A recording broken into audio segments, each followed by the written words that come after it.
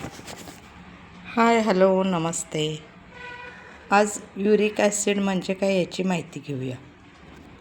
Uric acid वाढण्याची समस्या वेगाने वाढत आहे. वय वाढत असताना शरीरात गाऊट म्हणजे आर्थरायटिस होण्याची शक्यता जास्त असते. चुकीच्या जीवनशैलीमुळे, अयोग्य आहारामुळे आणि दिवसाच्या दिनचर्येत झालेल्या बदलामुळे शरीरात युरिक ॲसिड तयार होण्याची प्रक्रिया वाढते. भोजनाच्या पचनक्रियेच्या दरम्यान प्रथिनांपासून अमिनो ॲसिड, प्युरिन यांच्यापासून युरिक ॲसिड तयार होते. हे ॲसिड रक्तामध्ये असंतुलन निर्माण करते, ज्यामुळे सांध्यामध्ये, जोडांमध्ये क्रिस्टल तयार होऊन वेदना होतात.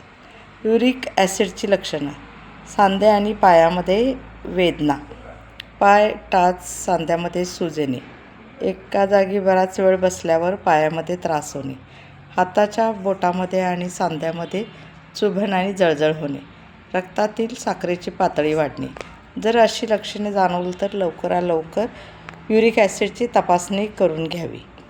युरिक ॲसिड कमी करण्याचे उपाय: आहारामध्ये हाय फायबरयुक्त पदार्थ म्हणजे पालक, ब्रोकोली, ओट्स, दलिया आणि इसबगोल यांचा समावेश करा. आवळा आणि ॲलोवेरा रस सकाळ संध्याकाळी जेवणापूर्वी 10 मिनिटे आधी प्या. टोमॅटो आणि द्राक्षाचा रस नियमित सेवन केल्यास युरिक ॲसिड कमी होण्यास मदत होते. जवसचे बीज प्रत्येक जेवणानंतर 1 चमचा चावून खा. शुद्ध तेलाचा वापर केल्याने फायदा होतो. जेवणाआधी अक्रोड खाल्ल्यास पचन सुधारते. आणि युरिक ॲसिडची निर्मिती कशी होते? इतर सायट्रस फळे खा. व्हिटॅमिन सी युक्त पदार्थ म्हणजे लिंबू, संत्री आणि इतर सायट्रिक फळे खा. युरिक ॲसिड वाढल्यास टाळावयाच्या गोष्टी: मासे, मटण, अंडी, चिकन पूर्णपणे बंद करा. पेस्ट्री, बेक, बिस्किट ही बेकरी पदार्थ टाळा. पिझ्झा, बर्गर आणि तळलेले पदार्थ खाणे बंद करा. तिखट, मसालेदार आणि साखरयुक्त पदार्थ या गोष्टी पचनाला